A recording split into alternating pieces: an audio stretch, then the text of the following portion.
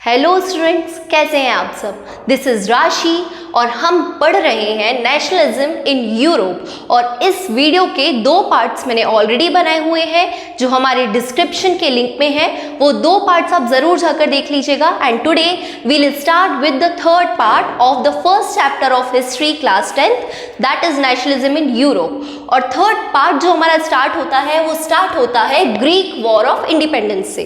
तो इस चैप्टर में या इस सीरीज में पूरे चैप्टर से पूछे जाने वाले सिर्फ इंपॉर्टेंट टॉपिक्स जो हैं, जो ऑलमोस्ट हर साल बोर्ड एग्जाम्स में आते रहते हैं, प्लस आपके जो होम एग्जाम्स होते हैं उसमें भी आने के चांसेस हैं, उन सारे टॉपिक्स को हम one by one chapter by chapter cover करने वाले हैं। ठीक है, तो थर्ड जो पार्ट है वो हमारा स्टार्ट होता है ग्रीक वॉर ऑफ इंडिपेंडेंस से। ठीक है, मतलब नाम से पता चल रहा है कि ग्रीक को या ग्रीस को कैसे इंडिपेंडेंस मिली, क्योंकि इनिशियली मैंने बताया कि ऑलमोस्ट हर कंट्री में मोनार्की हुआ करती थी। एंड सिमिलरली ग्रीक में भी, जो कि यूरोप में लाई करता है, यहाँ पे भी पहले क्या थी, मोनार्की थी। ठीक है, अब इस मोनार्की से अलग होके वहाँ पे नेशनलिज्म कैसे आया, प्लस वहाँ पे जो डेमोक्रेसी है वो किस तरह से स्टैब्लिश हुई, वो हम पढ़ेंगे। तो इसकी शुरुआत होती है ग्रीस के ओटोमन एम्पायर के अंडर में आने से। ठीक है, तो ग्रीस किस पार्ट में आता था या किस एम्पायर के अंडर में आता था, क्योंकि मैंने बोला मोनार्की है, मतलब मोनार्की है तो किसी ना किसी एम्पायर के अंडर में आता होगा। तो वो कौन सा एम्पायर है जिसके अंदर ग्रीस आ रहा है, तो वो है ओटोमन एम्पायर। बहुत अच्छे से आपको नाम याद रखना है, ओटोमन एम्पायर। ठीक है, इसी एम्पायर के अंडर में क्या आता था, ग्रीस।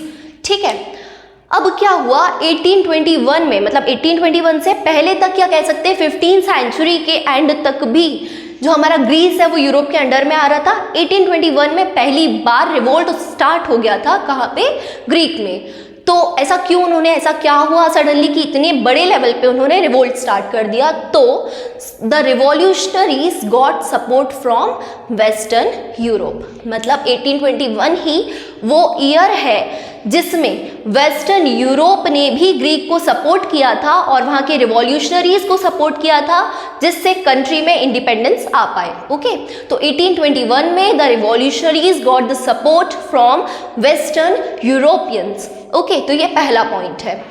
उसके अलावा इसी एरा में, ये वही एरा है जब पोएट उस कंट्री के या ग्रीस के पोएट और वहाँ के आर्टिस्टियंस, उन्होंने क्या किया, पब्लिक ओपिनियन को मोबिलाइज किया। मोबिलाइज करना क्या होता है, जनरली क्या होता है कि हम सब बिखरे हुए थे, या ग्रीक में जो लोग रहते थे वो सब बिखरे हुए थे, सबकी आइडियोलॉजी अलग थी, नेशनलिज्म उनके लिए बहुत नया कॉन्सेप्ट था, तो वो नहीं समझ पा रहे थे कि नेशनलिज्म होता क्या है। तो उन्होंने नेशनलिज्म को प्रमोट किया और उसके लिए उन्होंने पब्लिक ओपिनियन को मोबिलाइज किया। अब यहाँ पे देखिए, मैं रिवॉल्यूशनरी नहीं बोल रही हूँ, मैं क्या बोल रही हूँ, पोएट और आर्टिस्टियन, क्योंकि यही वो लोग हैं जिन्होंने बहुत सारी पोइट्रीज, देशभक्ति गीत, सॉन्ग्स ये सब लिखे, और आर्टिस्ट ने बहुत सारे सिंबल्स और पेंटिंग्स क्रिएट की, जिसकी वजह से लोग मोबिलाइज हुए और उनके अंदर नेशनलिज्म की फीलिंग आई और उन्होंने मिलकर मुस्लिम एम्पायर, अच्छा ये ओटोमन एम्पायर जो है ना, यही क्या है, मुस्लिम एम्पायर। तो इस मुस्लिम एम्पायर या कह सकते हैं ओटोमन एम्पायर के अगेंस्ट इन्होंने फाइट किया। ठीक है, अब जब बात करते हैं पोएट और आर्टिस्टियन की, तो यहाँ पे एक फेमस पर्सन है जिनका नाम है लॉर्ड बैरन। तो लॉर्ड बैरन ने क्या किया था, ये क्या थे, पोएट थे, इनके बारे में अलग से लिखने आता है। ठीक है, तो लॉर्ड बैरन, उन्होंने क्या किया था कि वॉर में लड़ने के लिए ही कलेक्टेड फंड, मतलब उन्होंने फंड कलेक्ट किया था, लोगों से पैसे कलेक्ट किए थे, जिसका यूज जाके वो वॉर में कर सके। ठीक है, so he collected fund and went for the war. उसके बाद में इनकी डेथ हो गई थी, बट वो वॉर में नहीं हुई थी, ड्यू टू जनरल फीवर इनकी डेथ हो गई थी। ठीक है, तो अगर लॉर्ड बैरन के बारे में लिखना है तो याद रखिएगा, ग्रीक वॉर ऑफ इंडिपेंडेंस से कनेक्टेड है, ग्रीक के पर्सन है, ये पोएट थे, इन्होंने वॉर के लिए फंड कलेक्ट किया था और वॉर के लिए ये गए भी थे। ठीक है, अब क्योंकि इतनी सारी चीज़ें हो गई, रिवोल्ट हो गया, रिवॉल्यूशनरीज कलेक्ट हो गए, नेशनलिज्म आ गया, पोएट्स एक साथ आ गए, आर्टिस्टियन साथ में थे। ठीक है, मुस्लिम एम्पायर के अगेंस्ट सब फाइट करने लगे थे। तो फाइनली 1832 वो ईयर है जब ग्रीक को इंडिपेंडेंस मिली थी। ठीक है, अब इंडिपेंडेंस जनरली मिलती है तो बस ऐसा नहीं बोल देते कि जाओ आज से आप आज़ाद हो। ठीक है, उसके लिए प्रॉपर पेपर वर्किंग होती है जिसके तहत किसी भी कंट्री को इंडिपेंडेंस मिलती है किसी अनदर एम्पायर से। तो वो कौन सी ट्रीटी थी या कौन सा उनके बीच में संधि हुई थी जिससे ग्रीक को इंडिपेंडेंस मिली, तो 1832 में हुई थी, जिसका नाम है treaty of Constantinople. Most important question. ये पूरा टॉपिक दो तरह से आ सकता है, या तो वो सिंपली पूछ लेंगे कि what was Greek war of independence, या फिर वो पूछ सकते हैं what do you understand by treaty of Constantinople. Year सिर्फ लिखने आता है, आप इतना लिख दीजिएगा। शॉर्ट आंसर में है तो आप लिख सकते हैं कि इसके थ्रू ग्रीक को इंडिपेंडेंस मिला था, बट अगर ये लॉन्ग में आता है तो आपको ये पूरी कहानी लिखनी पड़ेगी। ठीक है, अब यहाँ पे मैटरनिच जिनके बारे में हम ऑलरेडी पढ़ते हुए आ रहे हैं, ये कंजर्वेटिव्स के सपोर्टर थी। ठीक है, मतलब कहना चाहिए मोनार्की वाले साइड थे मैटरनिच। ठीक है, तो इनके स्टेटमेंट है, पहला स्टेटमेंट हमने पढ़ा था गुसिपे मजनी के लिए। ठीक है, गुसिपे मजनी के लिए ड्यूक मैटरनिच ने बोला था कि he is the most dangerous enemy for या ऑफ सोशल ऑर्डर।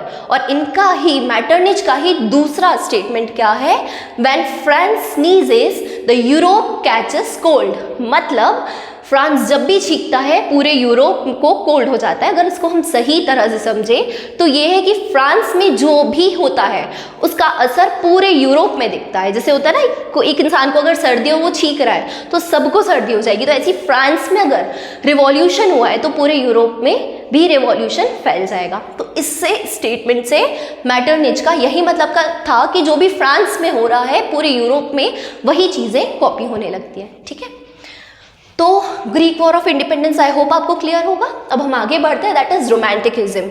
अब रोमांटिकिज्म से मतलब क्या है, यहाँ पे जो लोग थे, जैसे मैंने बोला सोशल आइडेंटिटी या कलेक्टिव आइडेंटिटी प्रमोट करने के लिए ये लोग रिवॉल्यूशन से ज़्यादा रोमांटिकिज्म को सपोर्ट कर रहे थे। रोमांटिकिज्म में क्या है कि जितने भी पोइट्स थे, आर्टिस्टियंस थे, उनका मानना था कि लोगों के मन में नेशनल यूनिटी या नेशनलिज्म की फीलिंग तभी आ पाएगी जब उनको पता होगा कि उनका कल्चर कितना रिच है, उनकी हिस्ट्री कितनी रिच है, हिस्टोरिकल इवेंट्स कितने अच्छे हुए हैं, है ना। मतलब आप अपना इतिहास समझेंगे तब आप उसकी रिस्पेक्ट करेंगे और तब आपके अंदर यूनिटी आएगी। तो यही मानना था यहाँ के पोएट और आर्टिस्टियंस का। तो इन्होंने क्या किया, लोगों को उनकी हिस्ट्री से या उनके इतिहास से परिचित करवाने के लिए इन्होंने बहुत सारे फोक सॉन्ग्स, उनके कल्चर से उनको पता चलवाया कि उनका कल्चर क्या था, बहुत सारे फोक डांसेस, तो ये सारी चीज़ों को प्रमोट किया। ये इमोशंस पे ज़्यादा बिलीव करते थे। Basically they were the critics of science, मतलब वो साइंटिफिक फैक्ट्स को ज़्यादा सपोर्ट नहीं करते थे, ना ही वो हर चीज़ के पीछे रीज़न ढूंढते थे। वो सिर्फ ये बोलते थे कि आपकी कंट्री में जो हो रहा है वो कितना रिच है, आप उसको जानो और उसकी रिस्पेक्ट करो। तो इसलिए फोक सॉन्ग्स, फोक डांसेस, उनकी जो कॉमन लैंग्वेजेस थी, उस भाषा में जाके इन्होंने लोगों के मन में नेशनलिज्म की फीलिंग भर दी। ठीक है, तो emotions, folk song, folk dances, folk tales भी कह सकते हैं, लोक कथाएं। ठीक है, उसके बाद उनके कल्चर से लोगों को अवेयर करवाया।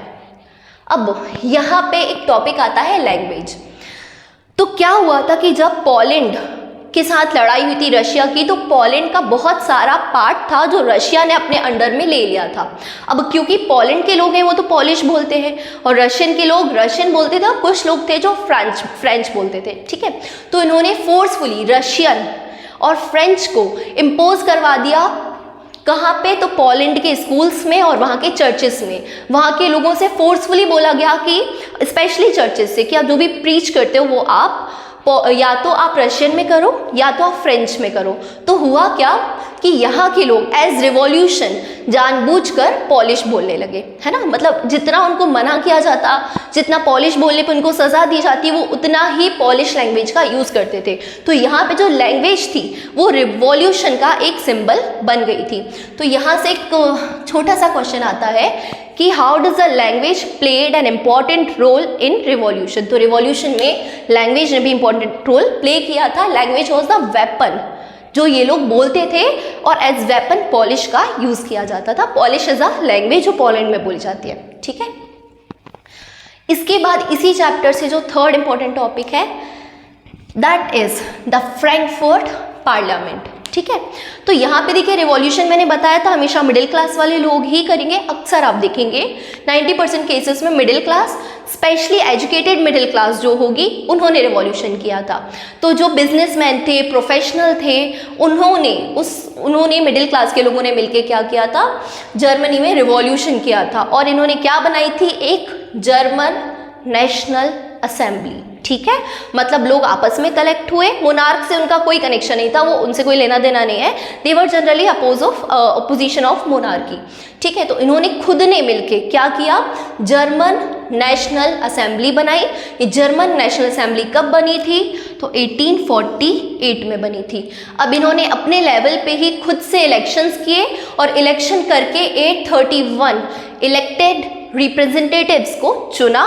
वो इलेक्टेड रिप्रेजेंटेटिव्स कहाँ जाके बैठेंगे, तो फ्रैंकफर्ट पार्लियामेंट में। इतना आपको समझ आया कि मिडिल क्लासेस ने जर्मन नेशनल असेंबली बनाई, 1848 में बनाई, इलेक्शंस करवाए जिसमें 831 मेंबर्स को इलेक्ट करके भेज दिया फ्रैंकफर्ट पार्लियामेंट। अच्छा, अब देवर अगेंस्ट मोनार्की। ठीक है, नाउ अब ये हुई कहाँ थी, तो ये हुई थी चर्च ऑफ सेंट पॉल में, क्योंकि एक जगह चाहिए ना, नेशनल असेंबली बनी है तो बैठने के लिए एक प्रॉपर बड़ा सा एरिया चाहिए जहाँ पे रिप्रेजेंटेटिव्स जाके बैठेंगे, डिस्कशन करेंगे, लॉज एंड पॉलिसी बनाएंगे। तो वो जगह क्या थी, तो that was the church of Saint Paul.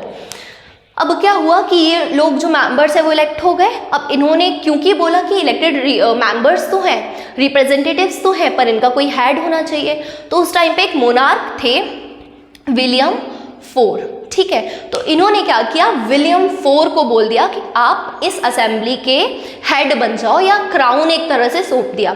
अब क्योंकि ये मोनार्क है तो ये क्यों रिवॉल्यूशनरीज को सपोर्ट करेंगे, क्योंकि हम यही देखते आ रहे हैं, रिवॉल्यूशनरीज है एक साइड और एक साइड मोनार्की है, एंड वो दोनों ओपोजिशन में है। मोनार्क्स नहीं चाहते कि रिवॉल्यूशनरीज आए और रिवॉल्यूशनरीज नहीं चाहते कि कंट्री में मोनार्की रहे। तो ये मोनार्क क्यों हाँ बोलेंगे, है ना, खासकर इस असेंबली में बैठने के या उसका क्राउन लेने का। और अगर इन्होंने हाँ कर भी दिया तो बाकी सारे मोनार्क इनके अगेंस्ट हो जाते। तो ऐसे बहुत सारे रीजंस थे जिससे इन्होंने मना कर दिया कि वो लीडरशिप नहीं करेंगे, और ये जाके मिल गए बाकी सारे मोनार्क से। तो वही लिखा है, he oppose the crown and joined other monarchy. तो अब क्या हुआ, मोनार्क्स की पावर बढ़ गई। अब जब मोनार्की पावर बढ़ गई तो इन्होंने अपने सैनिक, सोल्जर्स, मिलिट्री, आर्मी सब कुछ भेज के फ्रैंकफर्ट पार्लियामेंट को सप्रेस कर दिया, और एट लास्ट जो पार्लियामेंट थी वो इरोड हो गई, मतलब कंट्री से पार्लियामेंट हटा दी गई। तो यही है अबाउट फ्रैंकफर्ट पार्लियामेंट, कब बनी, किसने बनाई, कौन इलेक्ट हुआ, किसको क्राउन दिया, क्राउन लेने से उन्होंने मना कर दिया, मोनार्की को ज्वाइन किया और मिलिट्री ने आके उसको सप्रेस कर दिया और फ्रैंकफर्ट पार्लियामेंट वहीं खत्म हो गई। तो these are some important topics from chapter 3 और first chapter of history. Hope आपको समझ आया होगा। Thank you for watching. Please like, share and subscribe our channel.